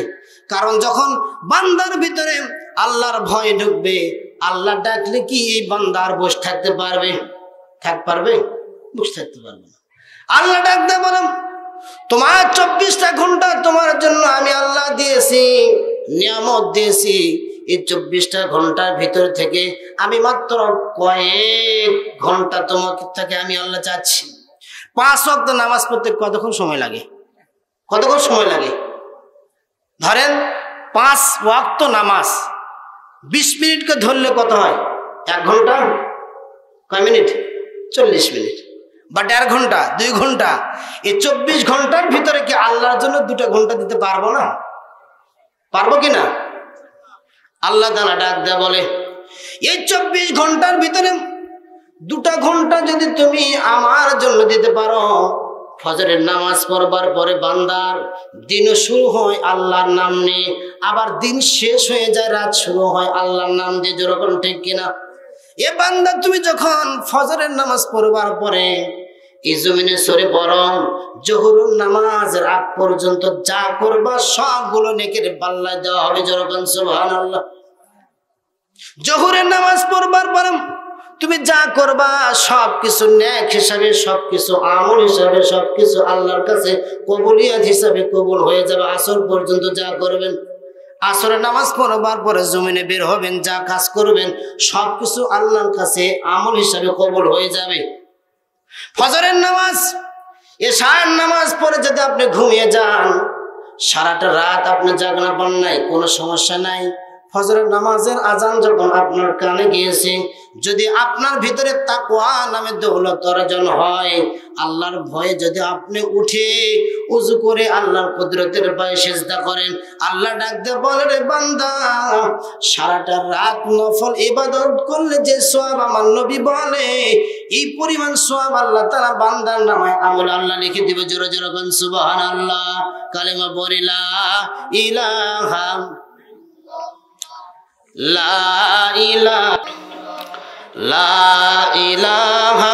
ইল্লাল্লাহ,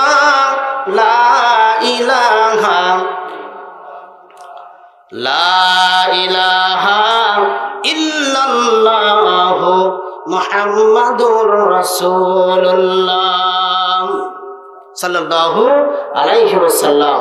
সম্মানিত উপস্থিতি, আপনারা কি রাগ করছেন? ঘুম ধরতেছে? ঘুম ধরতেছে? শীত বেশি? তাহলে আপনাদের ভিতর গরম আসছে, তাই না? এটা কিসের গরম? ইমানের গরম, ঠিক কিনা? আল্লাহ তাআলা ডাক দিয়ে বলেন, যেখানে কোরআনের আলোচনা হয় ইমানদারদের ভিতরে পাওয়ার বেড়ে যায়। যেরকম, ঠিক কিনা? কোরআনের আলোচনা শুনলে ইমানে পাওয়ার বাড়ে, আবার কারো কারো আবার শত্রুতার পাওয়ার বাড়ে। আল্লাহ তাআলা ডাক দিয়ে বলেন, কোরআনের পাওয়ার বাড়ে যাদের ভিতরে ঈমান আছে, কোরআনের কারণে তাদের ভিতরে ঈমানের পাওয়ার বেড়ে যায়। আর যাদের ভিতরে মুনাফিকি আছে তাদের ভিতরে রাগ বেড়ে যায়। যেরকম, ঠিক কিনা? আবু জেহেল কোরআন শোনার জন্য এত পাগল ছিল, কিন্তু কোরআন মানে নাই। কেন মানে নাই? তার ভিতরে তাকওয়া নাই, আল্লাহর ভয় নাই, ঠিক কিনা বলেন? আবু জেহেল কোরআন শোনার জন্য এক পা দুই পা করে আমার রাসূল যেখানে দাঁড়িয়ে দাঁড়িয়ে কোরআন তেলাওয়াত করে, এইবার আবু জেহেল গিয়ে সেখানে দাঁড়ায় শোনে। আর এক নেতা বলো, নেতাজি আপনি কেন কোরআন শুনতে যান? বলে, মুহাম্মাদের জবানে কোরআন শুনতে অনেক ভালো লাগে। সুবহানাল্লাহ। এই কোরআন ভালো লাগে কিনা? সবার কাছে ভালো লাগে, কিন্তু যখন বলা হয় কোরআনের হুকুম মানেন, কোরআনের বিধান মানেন, আল্লাহ তাআলার হুকুম মানে, রাসূলের আদর্শ মানেন, তখন সমস্যা। তার বন্ধুরা একদম বলেন, মুহাম্মাদের কোনো কিছুই তোমার ভালো লাগে না? বলে, না, সবই ভালো লাগে। তার কথাবার্তা, চাল চলন, কোরআন তেলাওয়াত সবই ভালো লাগে, তবে মানো না কেন? ডাক দেয় বলে, ও বন্ধু, জেনে রাখো, এই মুহাম্মাদকে যদি মানি আমার নেতাগিরি থাকবে না, নেতাগিরি থাকবে না। এই কোরআন কারো নেতাগিরি কেড়ে নেয় না। নেতা হলে যে সে জাহান্নামে যাবে এরকম কোনো কথা নয়। কোরআনের আদর্শে যারা নেতাগিরি করবে, এই নেতাকেও আল্লাহ তাআলা আরশের নিচে স্থান দেবে। যেরকম, সুবহানাল্লাহ। আল্লাহ তাআলা ডাক দিয়ে বলেন, কিয়ামতের ময়দানে একমাত্র আল্লাহর আরশ ছাড়া অন্য কোনো ছায়া থাকবে না। নবী বলেছেন, সেই ছায়াতে আশ্রয় পাবে ইমামুল আদিল, ন্যায় পরায়ণ বাদশাহ, ন্যায় পরায়ণ নেতা। যে নেতার ভিতরে ন্যায় নীতি থাকবে, কোরআনের আদর্শ থাকবে, সেই নেতা আল্লাহর আরশের নিচে স্থান পাবে। যেরকম, সুবহানাল্লাহ। তাহলে কিন্তু নেতা, সমাজের নেতা হওয়ার দরকার আছে কিনা বলেন? সমাজে যদি নেতা না হয় তাহলে তো সমাজ ঠিক থাকবে না। রাষ্ট্রের নেতা যদি না হয় রাষ্ট্র তো ঠিক থাকবে না। যেরকম, ঠিক কিনা? তবে রাষ্ট্রের নেতা হলে ওই রাষ্ট্রের নেতার জায়গা থেকে সে নেতাগিরি করুক, আল্লাহ তাকে নেতা হিসাবে কবুল করুক, কিন্তু কোরআন যদি মেনে নেতাগিরি করে, আল্লাহ রাব্বুল আলামিন গোটা জমিনকে শান্তির জমিন বানায় দিবে। যেরকম, ঠিক কিনা? আবু জেহেল ডাক দিয়ে বলে, ও বন্ধু, তুমি আমাকে যা বলেছো চুপ করো। এদিক ওদিকে তাকায় দেখতেছে কেউ আসে নাকি, তার কথা কেউ শুনতেছে নাকি। ডাক দিয়ে বলে, বন্ধু, তুমি যে কথা বলছো মুহাম্মাদকে মানবার কথা, মুহাম্মদ যা বলে সবকিছু সত্য বলে। মুহাম্মাদুর রাসূলুল্লাহ সাল্লাল্লাহু আলাইহি সাল্লাম যা বলে সত্য বলে, কোরআন সত্য, সবই সত্য। যদি আমি মানি নেতাগিরি থাকবে না। আর শোনো, জেনে রাখো, অন্য কারোর কাছে এটা বলতেও যায় না। যদি বলতে যাও তাহলে তারা আমার দুর্নাম করবে, কারণ আমি তো নিষেধ করি তাদেরকে মুহাম্মাদের কোরআন শুনতে নিষেধ করি, কিন্তু আমি নিজেই নেতা হয়ে মুহাম্মাদের কোরআন শোনার জন্য আসছি। সে যে বলে, খবরদার, মুহাম্মাদের কোরআন কেউ শুনতে পারবে না। আলটিমেটাম দিল, এমন ভাবে নির্দেশনা দিল, কেউ কোরআন শুনতে পারবে না।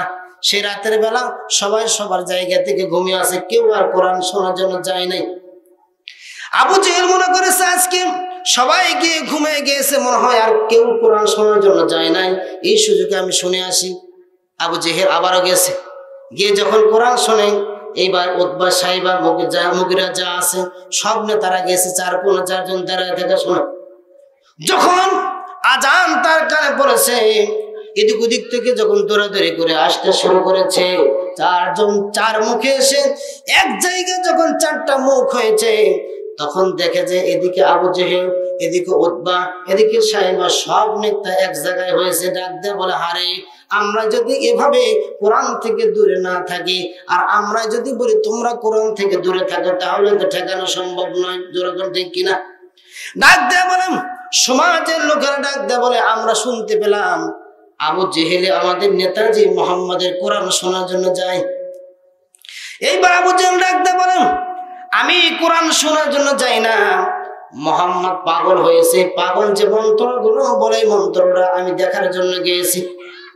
ডাক দিয়ে বলে, মুহাম্মদ পাগল? সমাজের লোকেরা বলেন, মুহাম্মদ কেমন পাগল একটু দেখে আসি না কেন? মুহাম্মদুর রাসূলুল্লাহ সাল্লাল্লাহু আলাইহি সাল্লামকে দেখার জন্য যখন সমাজের লোকেরা 1 পা 2 পা করে যখন গেল, গিয়ে আমার রাসূলের জবানের কোরআন তেলাওয়াত শুনে, এই জবানে কোরআন তেলাওয়াত শুনে সঙ্গে সঙ্গে তারা ঈমান এনে মুসলমান হয়ে গেল। জোরগান সুবহানাল্লাহ। ডাক দিয়ে বলেন, আবু জেহেলকে ডাক দেয়, বলো, আবু জেহেল, তুমি যে মুহাম্মদ মন্ত্র বলে এই কথা তুমি যে বলতেছো, কিন্তু মুহাম্মদ তো মন্ত্র বলে না, মুহাম্মদুর রাসূলুল্লাহ সাল্লাল্লাহু আলাইহি সাল্লাম বলে আল্লাহর কোরআন। জোরে জোরে বলেন সুবহানাল্লাহ। এই কোরআনের একটা তাসির আছে কিনা? আছে না? কোরআনের আলোচনা শুনলেই মুহূর্তের ভিতরে অন্তরটা বিগলিত হয়ে যায়। জোরে বলেন ঠিক কিনা? কোরআন এমন একটা কিতাব, যে কিতাবের ভিতরে কোনো সন্দেহ নাই। আছে কি? কোনো সন্দেহ নাই। যদি আমরা মানুষের মতো মানুষ বনতে চাই, মানুষের মতো মানুষ হতে চাই, তাহলে কোরআনের সাথে থাকতে হবে। যেরকম ঠিক কিনা? কোরআনের সংস্পর্শে থাকতে হবে, কোরআন ওয়ালাদের সাথে থাকতে হবে। কোরআন থেকে মুখ ফিরানো যাবে না। যাবে কি? যদি কোরআন থেকে মুখ ফিরায়, তাহলে আল্লাহ তাআলা অশান্তি আরো দেবে, শান্তির পরিবর্তে। আল্লাহ তাআলা ডাকতে বলেন, وَمَنْ أَعْرَضَ عَنْ ذِكْرِي فَإِنَّ لَهُ مَعِيشَةً ضَنكًا وَنَحْشُرُهُ يَوْمَ الْقِيَامَةِ أَعْمَى وَمَنْ أَعْرَضَ عَنْ ذِكْرِي فَإِنَّ لَهُ مَعِيشَةً ضَنكًا। যদি কেউ কোরআন থেকে মুখটাকে ফিরিয়ে নেয়, আল্লাহ তাআলা ডাক দেয়া বলেন, তাদের জন্য পার্থিব জিন্দেগিটা হবে খুবই দুষ্কর। যখন কি হবে? খুবই কষ্টদায়ক হবে, খুবই সংকীর্ণ হবে, অশান্তি, শান্তি খুঁজে পাবে না। কোরআন থেকে মুখ ফিরালে শান্তি পাওয়া যাবে? শান্তি পেতে হলে, শান্তি নিতে হলে কোরআনের সংস্পর্শে আসতে হবে, ইসলাম মানতে হবে। যখন ঠিক কিনা? ফাইন্না লাহু মাঈশাতান দানকা, আমরা যা কামাই করব, কোরআনের হুকুমের বাহিরে, রাসূলের আদর্শের বাহিরে আমরা যা কামাই কার্য করব, এই কামাইয়ের ভিতরে বরকত থাকবে না, অশান্তি থাকবে। শান্তি দেওয়ার মালিক কে? এই শান্তির বাণী আল্লাহ তাআলা কোরআন আমাদের সামনে নাজিল করেছে। যদি আমরা শান্তি পেতে চাই, কোরআন মানতে হবে। কোরআন ছাড়া কি অন্য কোনো কিছু মানলে শান্তি পাওয়া যাবে নাকি? অন্য কার আদর্শ মানলে শান্তি পাওয়া যাবে না? যদি কোরআনের আদর্শ অনুযায়ী জীবনকে পরিচালনা করি, তাহলে শান্তি পাওয়া যাবে। মেসির আদর্শ মানলে কি শান্তি পাওয়া যাবে? মেসির আদর্শ মানলে শান্তি পাওয়া যাবে? হাই হাই রে, কি অবস্থা! গরু কাটাও খাওয়া হচ্ছে। অনেক সময় দেখা গিয়েছে, অনেক জায়গাতে দেখা গিয়েছে, জমি যারা সব বিক্রি করা আর্জেন্টিনার, ব্রাজিলের পতাকা বানাচ্ছে বিশাল বড়। হাই হাই রে, কোন আদর্শের জন্য জীবনকে উৎসর্গ করতেছে? যার সঙ্গে যার মহব্বত হবে কিয়ামতের ময়দানে, তার সঙ্গে তার হাসর হবে। যেরকম ঠিক কিনা? আমার মহব্বত যদি কোরআনের সঙ্গে থাকে, কোরআন ওয়ালাদের সঙ্গে থাকে, হক্কানি উলামাদের সঙ্গে থাকে, আল্লাহ ওয়ালাদের সঙ্গে থাকে, হাসরের ময়দানে তাদের সঙ্গে আমাদের হাসর হবে। যেরকম ঠিক কিনা? যারা কোরআন থেকে মুখ ফিরায় নেবেন, কিয়ামতের ময়দানে আল্লাহ তাআলা তাদেরকে অন্ধ করে তুলবে। কি করে তুলবে? অন্ধ। কিয়ামতের ময়দানে সে সমস্ত মানুষের অন্ধ হয়ে উঠবে যারা রাসূলের আদর্শ থেকে মুখটাকে ফিরিয়ে নেবে। কিয়ামতের ময়দানে অন্ধ হয়ে উঠবে। ক্বালা রাব্বি লিমা হাশারতানি আ'মা। কিয়ামতের ময়দানে যাদেরকে আল্লাহ তাআলা অন্ধ করে উঠাইবে সেই সমস্ত মানুষেরা বলবে, ওগো আল্লাহ, দুনিয়াতে আমাদের চক্ষু ছিল তো, আপনি কেন আমাদেরকে অন্ধ করে উঠাইলেন? ক্বালা রাব্বি লিমা হাশারতানি আ'মা ওয়া ক্বাদ কুনতু বাসীরা। ওগো আল্লাহ, দুনিয়াতে তো আমরা চোখ ছিল, আমাদের চোখ ছিল, চোখ থেকে দেখেছি, সবকিছু আমরা দেখেছি, আল্লাহ আমাকে কেন অন্ধ করে উঠাইলেন? আল্লাহ তাআলা ডাক দিয়ে বলে, আমি তোমাদের সামনে আমার কোরআন দিয়েছিলাম, রাসূলের আদর্শ দিয়েছিলাম, এ থেকে তোমরা আজকে মুখ ফিরে নিয়েছো। তোমরা জেনে রাখো, হাসরের ময়দানে আজকে আমিও তোমাদের কাছ থেকে মুখটাকে ফিরিয়ে নিলাম। আল্লাহ তাআলা যদি আমাদের দিক থেকে মুখ ফিরিয়ে নেয়, উপায় আছে বাজান? উপায় আছে? উপায় নেই। আল্লাহ তাআলা আমাদেরকে এত মায়া করে মহব্বত করে সৃষ্টি করলে জাহান্নামে দিবার জন্য না, জাহান্নামে দিবার জন্য নয়। আল্লাহ তাআলা আমাদেরকে সৃষ্টি করেছে জান্নাতে দিবার জন্য নয়, এবং জান্নাতে দিবার জন্য সৃষ্টি করে আল্লাহ তাআলা এই পথ ভোলা মানুষকে পথের দিশা দেবার জন্য নবী আলাইহিস সালাতু ওয়াস সালামদেরকে দুনিয়াতে পাঠিয়েছেন। তারা এসে পথ ভোলা মানুষকে আল্লাহর দিকে আহ্বান করে। ওয়াজান আমাদেরকে আল্লাহ মহব্বত করেন, মহব্বত করেই আল্লাহ তাআলা আমাদেরকে সৃষ্টি করেছেন। সুতরাং এই মহব্বতের বান্দাকে আল্লাহ তাআলা জাহান্নাম দিতে চায় না। আমরা জান্নাতের পথটাকে বেছে নিয়ে আমরা জান্নাতের পথে চলবো।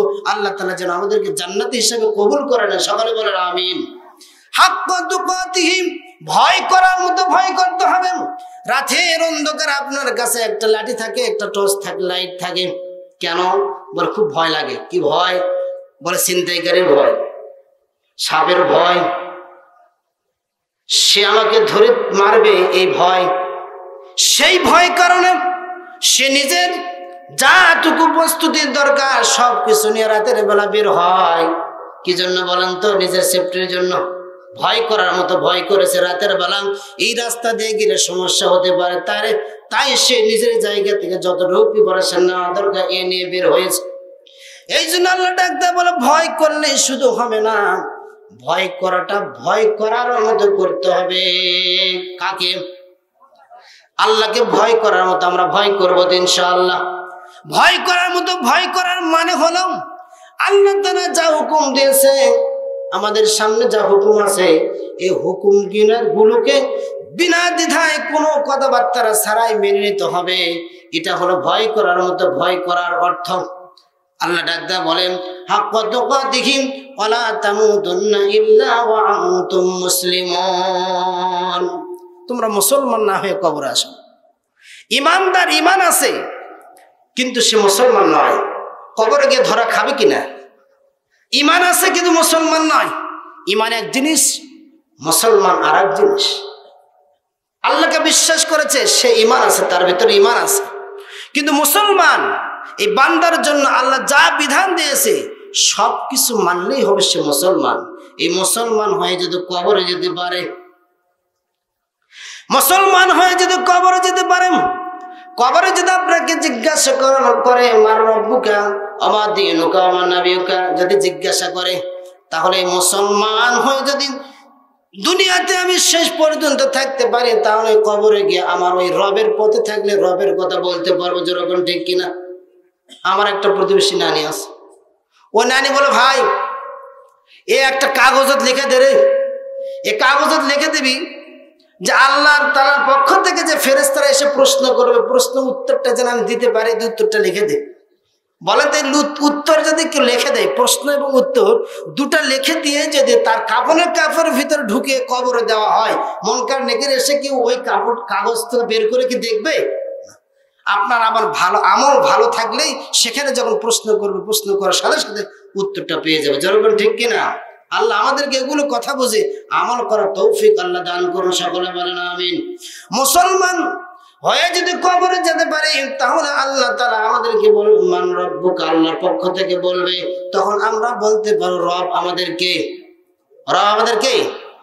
আমরা আলমে আরওয়াতে যখন ছিলাম, সেখানে আমাদেরকে প্রশ্ন করেছিল, আলাস্তু বিরাব্বিকুম, আমি কি তোমাদের রব নই? সকলকে জিজ্ঞাসা করেছিল। ইমানদার আমরা, ইমানদারের ঘরে, মুসলমানের ঘরের জন্ম হলে মুসলমান হওয়া যায় না, ইমানদার ঘরের জন্ম হলে ইমানদার হওয়া যায় না, যাই কি বলেন? আমরা সেখানে আল্লাহকে বলেছিলাম, ক্বালু বালা, ও আল্লাহ আপনি আমাদের রব। আল্লাহ তাআলা দেখতে চান ওই রবের স্বীকৃতি সেখানে দিয়েছে। দুনিয়া জিন্দাগিতে গিয়ে সেখানেও বান্দা আমি রবকে চিনে দুনিয়া থেকে আসতে পারে কিনা, এই জন্য আল্লাহ তাআলা আমাদেরকে পরীক্ষার জন্য দুনিয়াতে পাঠিয়েছে। দুনিয়া হল এমন পরীক্ষার একটা জায়গা, যে পরীক্ষায় পাশ করতে পারবে সে বিনা হিসাবে জান্নাতে যাবে। যেরকম সুবহানাল্লাহ। মুসলমান কাকে বলা হয়? রাসূল বলেছেন, মান সালিমাল মুসলিমুনা মিন লিসানিহি ওয়া ইয়াদিহি। আল্লাহ রাসূল বলেছে, প্রকৃত মুসলমান ওই ব্যক্তি, প্রকৃত মুসলমান ওই ব্যক্তি, প্রকৃত মুসলমান ওই ব্যক্তি অতক্ষণ পর্যন্ত সে মুসলমান হতে পারবে না যতক্ষণ পর্যন্ত তার জবান এবং হাত থেকে অপর মুসলমান নিরাপদে না থাকবে। আমার জবান দ্বারা অন্য কারো কষ্ট দেওয়া যাবে না, আমার হাত দ্বারা কেউ যেন কষ্ট না পায়। আমি ঈমান এনেছি কিন্তু হাতে অন্যকে কষ্ট দেই, বলে আমি মুসলমান হতে পারি নাই। আমি ঈমান এনেছি জবানে গালি দিচ্ছি, মুসলমান হতে পারি নাই। আমি ঈমান এনেছি জবানে কারো কষ্ট দিচ্ছি, মুসলমান হতে পারি নাই। আল্লাহর নবী বলেছেন, যদি তোমরা প্রকৃত মুসলমান হতে চাও তাহলে দুটো জিনিসকে তোমরা অন্যকে কষ্ট দেওয়া থেকে হেফাজত রাখো। এক নম্বর হলো জবান। এই জবান এমন একটা জিনিস, এই জবানের মাধ্যমে কিন্তু অন্যকে কষ্ট দেওয়া সহজ, হাতের দ্বারা কষ্ট দেওয়া সহজ। এই জন্য জবান এবং হাতকে আল্লাহ তাআলা রাসূল হেফাজত করতে বলেছে। যদি আমরা হেফাজত করতে পারি তাহলে আল্লাহর কাছে মুসলমান হিসাবে, ইমানদার হিসাবে কবুল হবে। যেরকম আমিন। আল্লাহ তাআলা আমাদেরকে মুসলমান হিসাবে কবুল করুক। কিয়ামতের ময়দানে আল্লাহ তাআলা আমাদেরকে যখন জিজ্ঞাসা করবে, এ বান্দা আমি তোমাদেরকে দুনিয়াতে পাঠিয়েছিলাম একটা কাজের জন্য, আল্লাহ তাআলা কি দুনিয়াতে এমনি এমনি পাঠাইছে নাকি?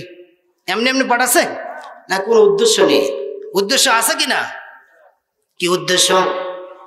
ইবাদতের উদ্দেশ্য। আল্লাহ ডাক দেয়া বলেন, আফা হাসিবতুম আন্নামা খালাকনাকুম আবাসা ওয়া আন্নাকুম ইলাইনা লা তুরজাউন।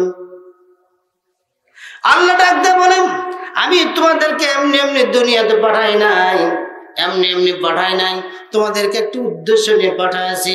সেই উদ্দেশ্যটা কি? আল্লাহ ডাক দেয়া বলে, ওয়ামা খালাকতুল জিন্না ওয়াল ইনসা ইল্লা লিয়াবুদুন। উদ্দেশ্যটা কি? আল্লাহর ইবাদত। আল্লাহ তাআলা আমাদেরকে ইবাদতের জন্য দুনিয়াতে পাঠিয়েছে। আমরা কার ইবাদত করব? ভয় করব কাকে? রবকে না রবকে? রবকে সদা সর্বদা না কিছু সময়? সব সময় আল্লাহর ভয় করতে হবে, ঠিক কি না? আল্লাহর ভয় অন্তরে নিয়ম, যাই যেখানে থাকুক না কেন আল্লাহর ভয় যদি অন্তরে থাকে সে কখনো অন্যায় করতে পারে না। পারে কি বলেন? বিচারের কার্যে যারা বসে আছেন, বিচারপতি হয়ে যারা বসে আছেন, তাদের হাতে কলম আছে, তাদের হাতে কলম আছে। অন্তরের ভিতরে যদি আল্লাহর ভয় থাকে তাহলে কলমটা কিন্তু উল্টা ভাবে চলতে পারে না। পারে কি? যদি আল্লাহর ভয় অন্তরে থাকে তাহলে কলম সিধা ভাবে চলবে। যাই যেখানে আছে সেখান থেকে আল্লাহর ভয় নিয়ে চললে কখনো দুনিয়াতে আর এই অশ্লীলতা হবে না, অন্যায় হবে না, অশান্তি হবে না। যেরকম, ঠিক কিনা? আল্লাহ তাআলা ডাকতে বলেন, আমি কোরআন নাজিল করেছি বান্দা, তোমাদের শান্তির জন্য কোরআন নাজিল করেছি। আমি ইসলাম নামে যেই পথটা দিয়েছি, ইসলাম নামে যে ধর্মটা দিয়েছি, এই ধর্মটা তোমরা যদি মানো তোমরা শান্তি পাবে, অশান্তি থেকে দূরে সরে থাকবা। ঠিক কিনা বলেন? শান্তি দেওয়ার মালিক কে? শান্তির পথ বাদ দিয়ে অশান্তির পথে ঘুরলে কেউ আর শান্তি পায় না? কে বলেন তো? শান্তি পাবে? শান্তি পাবে না।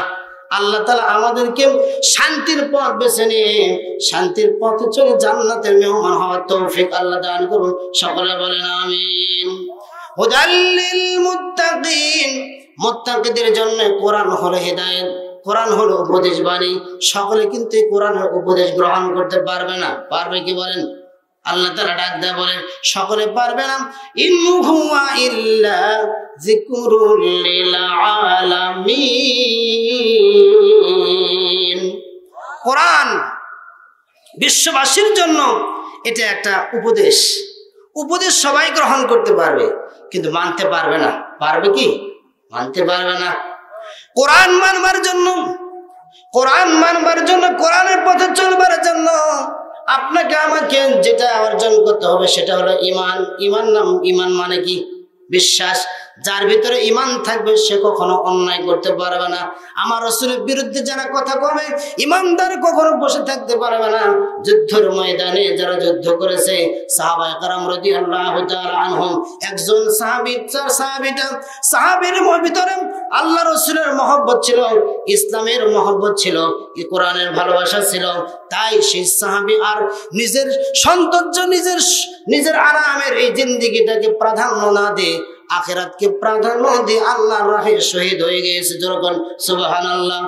একজন সাহাবী, কুশ্চিত সাহাবী, কালো সাহাবী, তার চেহারাটা এমন কালো, তার চেহারাটা এমন কালো।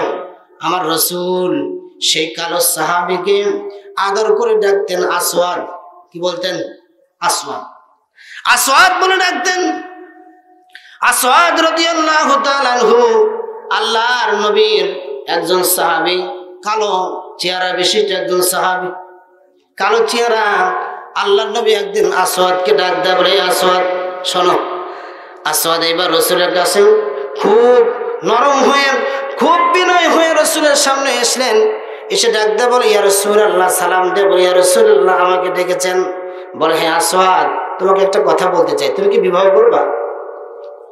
আল্লাহ রাসূল বললে, আসওয়াদ তুমি কি বিবাহ করবা? আসওয়াদ ডাক দেয়া বলেন, ইয়া রাসূলুল্লাহ, আমার চেহারাটা কুৎসিত, আমার চেহারা কালো, এই কালোর সাথে কি আবার বিবাহ দিবে? বলে, তুমি করবে নাকি তাই বলো। আসওয়াদ ডাক দেব, ইয়া রাসূলুল্লাহ, আমি বিবাহ করব। বলে, ঠিক আছে, আমি তোমার বিবাহের ঘটক। জোরে জোরে বলেন সুবহানাল্লাহ। আল্লাহর নবী ডাক দেয়া বলেন, এ আসওয়াদ শোনো, আমার কাছে আসো। এই মদিনার ভিতরে সবচেয়ে ধনী, এই ধনী ব্যক্তির কাছে আমি আমার পক্ষ থেকে একটা পয়গাম তোমার মাধ্যমে পৌঁছিয়ে দেব। আল্লাহর নবী জনাবে মুহাম্মদুর রাসূলুল্লাহ সাল্লাল্লাহু আলাইহি সাল্লাম এক কাগজখানার উপরে লিখে দিলেন, আমি আসওয়াদের পক্ষ থেকে, আমি মুহাম্মদুর রাসূলুল্লাহ সাল্লাল্লাহু আলাইহি সাল্লাম তোমার কাছে বলছি, তুমি তোমার রূপসী সুন্দরী মেয়েকে আসওয়াদের সাথে বিবাহের জন্য রাজি হয়ে যাও। এই কথাটা আল্লাহ রাসূল একটা কাগজে লিখে আসওয়াদের হাতে দিয়েছেন। আসওয়াদ এই কাগজটা হাতে নিয়ে, আমার রাসূলের উপর বিশ্বাস আছে, আল্লাহর উপর বিশ্বাস আছে, তারপরে বলছে যে মনে মনে যে আমার হবে। মদিনার ভিতরে সবচেয়ে ধনী, এই ধনী মেয়ের সঙ্গে আমি একজন কালো কুৎসিত সাহাবী, গরিব, একেবারে গরিব, আমার সঙ্গে কি বিবাহ দেবে? আল্লাহর নবী বলে, আসওয়াদ যা, তুমি চলে যাও, যাও, কোনো টেনশন করো না, যাও। আসওয়াদ এক পা দুই পা করে যখন ওই ধনী ব্যক্তির বাড়ির দিকে যাচ্ছে, লক্ষ্য করে দেখে ধনী ব্যক্তিটা বাহিরে বসে আছে, বাইরে এক জায়গায় বসে আছে। আসওয়াদ রাদিয়াল্লাহু তাআলা আনহু এক পা দুই পা করে ওই ধনী ব্যক্তির কাছে গিয়ে এই পয়গম্বরের পক্ষ থেকে যে কাগজটা লেখা, এই প্রস্তাবটা যখন ওই ধনী ব্যক্তির হাতে দিয়েছে, ধনী ব্যক্তিটা আমার রাসূলের পক্ষ থেকে এই পয়গম্বরের সাথে সাথে উঠে দাঁড়িয়ে গিয়েছে। জোরে জোরে বলেন সুবহানাল্লাহ। ডাক দিয়ে বলেন, একবার হযরত আসওয়াদের চেহারার দিকে তাকাই, আর একবার আমার রাসূলের লেখা এই পয়গম্বরের দিকে, পয়গম্বর পক্ষ থেকে যে চিরকুট লেখা কাগজ লেখা, এটার দিকে একবার তাকাই। তাকায় ডাক দিয়ে বলেন, তুমি কি সে আসওয়াদ? আসওয়াদ রাদিয়াল্লাহু তাআলা আনহু বলে, হ্যাঁ আমি সেই আসওয়াদ। এবার মনের ভিতরে একটু দুর্বলতা, হোরে মদিনা, মদিনার ভিতরে সবচেয়ে সুন্দরী আমার কন্যা, আরে হুরে মদিনাকে, আমার কন্যাকে আল্লাহর নবী একজন কালো সাহাবীর সঙ্গে বিবাহের কথা বলেছে। সে রাসূলের পক্ষ থেকে এই হুকুমটা পেয়েছে, পাবার পরও তার ভিতরে একটু দ্বিধাদ্বন্দ্ব। আমার সুন্দরী মেয়েকে কালোর সঙ্গে বিবাহ দেবে, এরকম হয় কিনা? হয় না? আমাদের ভিতরে হয় কিনা? দেখেন, চুপ করে আছেন। আসওয়াদ ডাক দেয়া বলে, কি ব্যাপার, চুপ করে আছে কেন, কিছু বলেন। এইবার আসওয়াদের এই অবস্থাটা, ওই ধনী ব্যক্তির মেয়েটা পাশার উপর থেকে লক্ষ্য করেছে নিচে একজন কালো কুৎসিত ব্যক্তি দাঁড়িয়ে আছে, আর আমার বাবা ওই কালো কুৎসিতের সঙ্গে কথা বলতেছে। এইবার যখন কি যেন কথাবার্তা হয়ে আসওয়াদ যখন চলে যেতে লাগছে, এইবার ডাক দেয়া বলে, তুমি একটু যাও, পরে আমি সিদ্ধান্ত নিয়ে তোমাকে জানাবো। এই কথাটা বলে আসওয়াদকে পাঠিয়ে দিয়েছে। আচ্ছা বলেন তো, কেউ যদি বিবাহ করতে গিয়ে দেখা সাক্ষাতের পরে বলে যে কি অবস্থা বলেন তো, যদি বলে যে একটু যান, পরে একটু ভেবে চিন্তে বলবো, এতে কি বোঝায়? বিয়ে দিবার লয় না, এটা তো বোঝা যাচ্ছে বিয়ে দিবার লয়। হযরত আসওয়াদ রাদিয়াল্লাহু তাআলা আনহু এই কথা শুনে চলে যাচ্ছে। এইবার উপর থেকে মেয়েটা ডাক দেয়, বলে, বাজান, ও আব্বা, বাবা, ওটা কে? বলে, মা গো মা, তোমার বিয়ের প্রস্তাব রাসূলের পক্ষ থেকে আমার কাছে প্রস্তাব দেওয়া হয়েছে। সেই বর হলো আসওয়াদ। সুবহানাল্লাহ বলেন। সেই বরকে আসওয়াদ। ও মা গো মা, তুমি এত সুন্দরী, আমি সুন্দরী, তুমি মেয়েকে, তোমাকে আমি কালোর সঙ্গে বিবাহ দেওয়ার ব্যাপারে আমার একটু দ্বিধাদ্বন্দ্ব। এইবার মেয়ে ডাক দেয়, বলে, বাবা গো, আমার রাসূলের পক্ষ থেকে যখন এই প্রস্তাব এসেছে, এই কালো না কুৎসিত ন্যাংরা না লুলা সবকিছু আমার দেখার দরকার নেই। আমার রাসূলের পয়গম যখন এসেছে, আমার রাসূলের প্রস্তাব যখন এসেছে, আমি আর কোনো কিচ্ছু দেখবো না।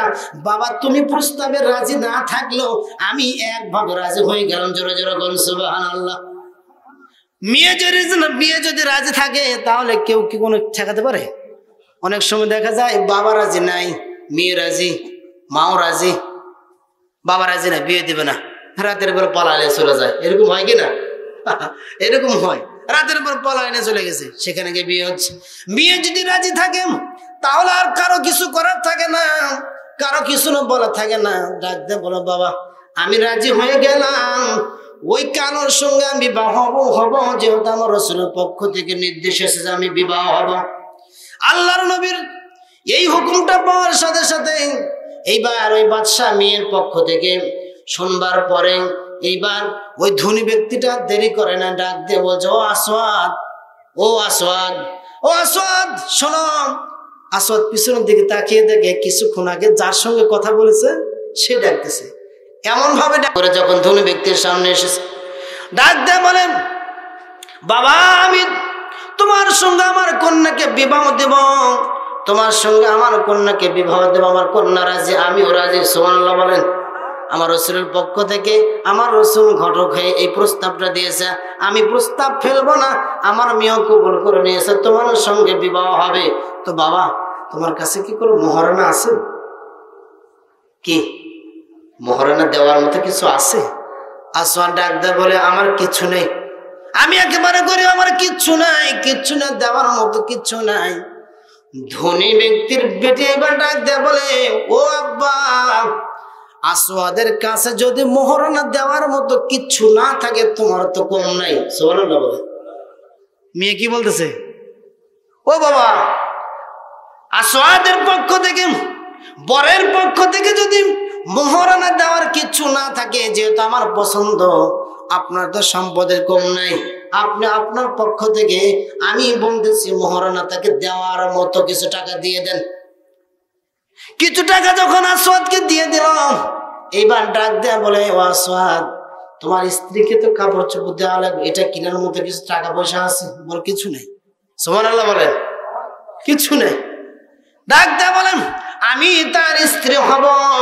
ও বাবা, আমি তো তোমার কন্যা, আমি বলতেছি আসওয়াদকে আমার সুন্দর শাড়ি কিনবার জন্য, যা কিছু কিনবার জন্য, সব কিছু কিনবার জন্য টাকা, এই টাকাটাও আসওয়াদের হাতে দিয়ে দাও। সুবহানাল্লাহ বলে।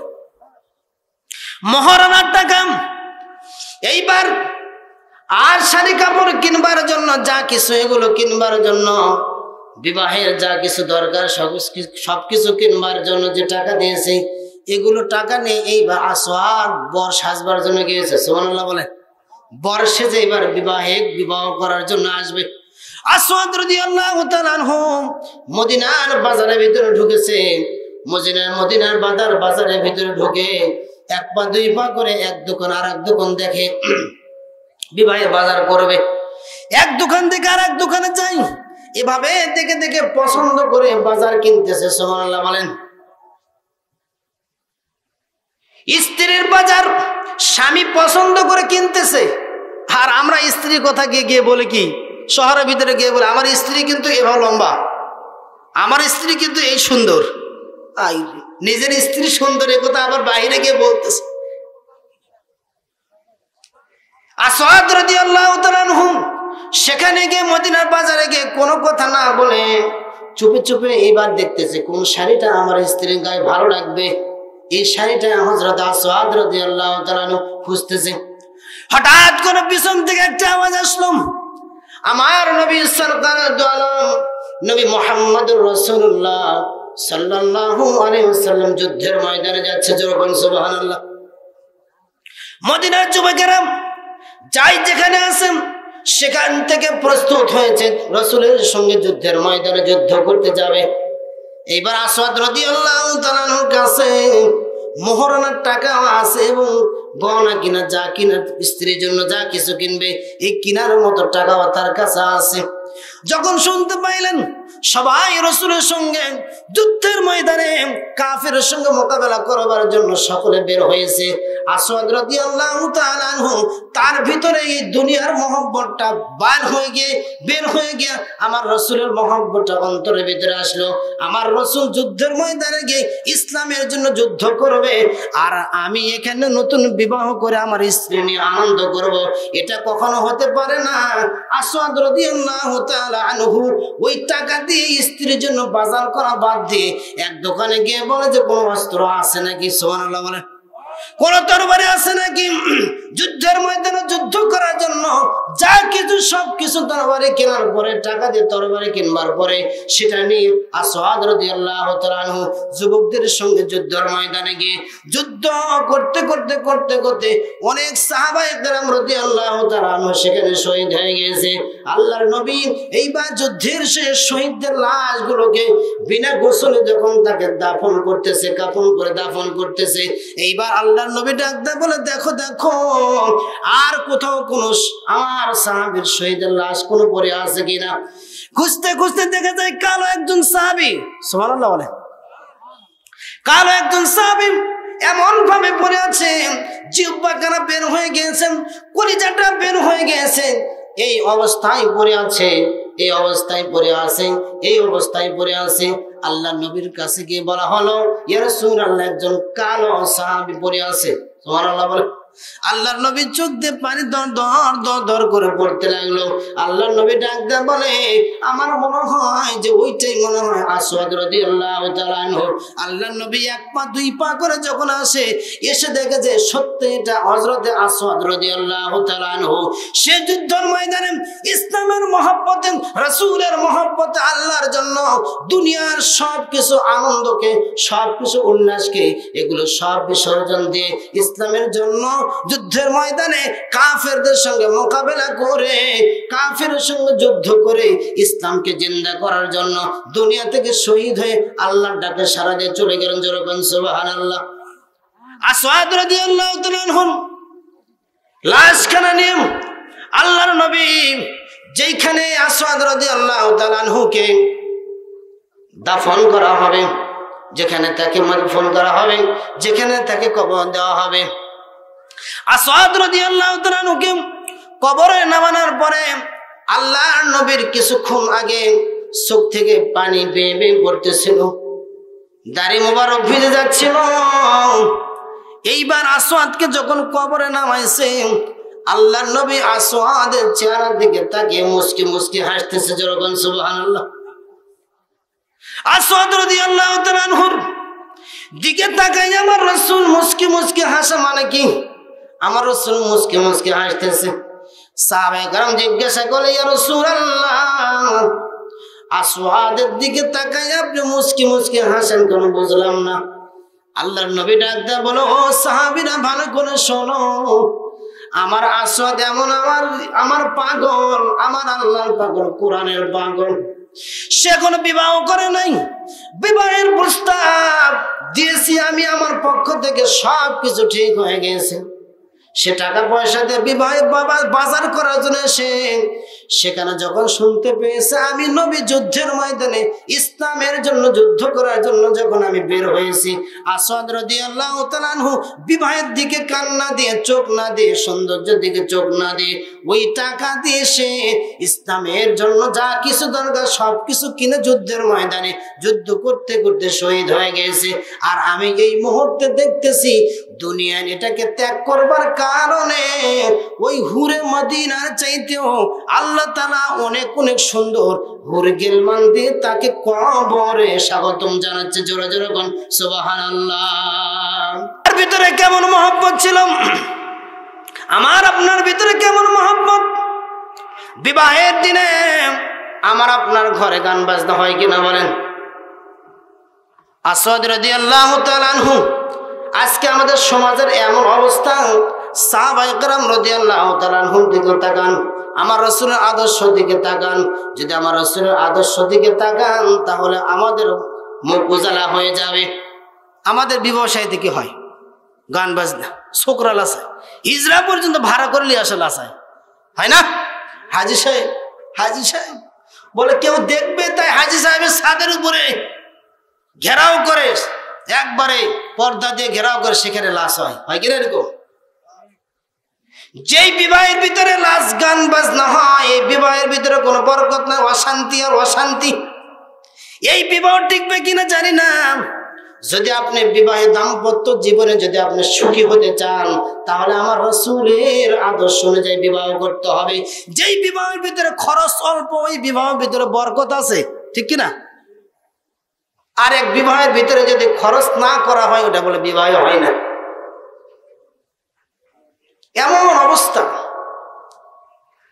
যুবক জেনে রাখো, শান্তি যদি পেতে চাও তাহলে কোরআনকে মানো। কোরআনে মোহরানার কথা আছে কিনা? ওয়াশিরুহুন্না বিল মারুফ, তোমরা স্ত্রীর সাথে তোমরা ভালো ব্যবহার করো। ফাতুহুন্না উজুরাহুন্না, তোমরা স্ত্রীর পাওনাটা পরিশোধ করো। সুবহানাল্লাহ বলেন। এটা নির্দেশ কার? এই নির্দেশ মানা আছে, মানাই লাগবে। বিবাহের শাদীতে বাবা চায় না, বাবার মাথায় টুপি, তাই ছেলের বাবারও মোটর সাইকেল চাইলে কেমন হয়, তাই ভগ্নিপতি ছেলের বড় ভগ্নিপতিকে লাগতেছে। যে বলতেছে আমার ছেলে, আমার শালা তো এই করে, তো কিচ্ছু চাই না, তবে আপনার মেয়েকেই তো নিয়ে আসতে হবে, যাওয়া আসা করার জন্য কিছু দরকার। এখন গরিব বাবা, গরিব বাবা কি করবে, দিচ্ছে। অথচ মহারণার টাকা 6 লাখ টাকা বাদে আমি অনেক জায়গায় বিবাহ পড়াছি, 5 লাখ টাকা মহারণা, 3 লাখ টাকা মহারণা, 1 লাখ টাকা মহারণা নাকফুল নিয়ে আসে বিয়ে করার জন্য। এ সমস্ত যুবকদের লজ্জা করা উচিত। যে সমস্ত যুবকেরা মহারণার টাকা শোধ না করে, মহারণার টাকা পরিশোধ না করে ডিমান্ডের দিকে থেকে থাকে, এই সমস্ত যুবক হল সমাজের ভিতরে লাঞ্ছিত, স্ত্রীর কাছে অভিশপ্ত, আল্লাহর কাছে অভিশপ্ত। আমরা মহারণার টাকা পরিশোধ করব, ডিমান্ড নিব।